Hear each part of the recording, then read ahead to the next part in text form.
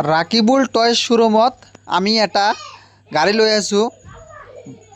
Diet bike বুলি কোৱা হয়। এইটো গাড়ীটো পেট্ৰল দি চলে। আপোনালোকে চাব কিমান গুড কণ্ডিশ্যনৰ গাড়ীটো।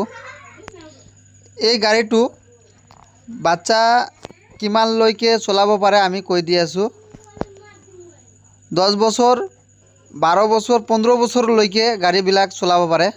ইমান গুড কণ্ডিশ্যন আমি চলাই আছোঁ। আপোনালোকে চাব কেনেকৈ চলাই আছোঁ আমি গাড়ীটো। বহুত কণ্ডিশ্যন ভাল। 50 cc গাড়ী হয়। চলাই দেখাই দি আছোঁ আমি। আপোনালোকে চাব পেট্ৰল গাড়ী হয় এইটো। আৰু টয়ছ বাইকবিলাক পাব আমাৰ এইটো শ্ব'ৰুমত, ৰাকিবুল টয়ছ শ্ব'ৰুমত। পদ্মবিলত পৰে শ্ব'ৰুমটো। আৰু গোসাইগাঁও মিছন অভাৰব্ৰিজৰ লগতে টয়ছ বাইক এইবিলাক গাড়ীবিলাক পাব আৰু ডাইট বাইকো পাব।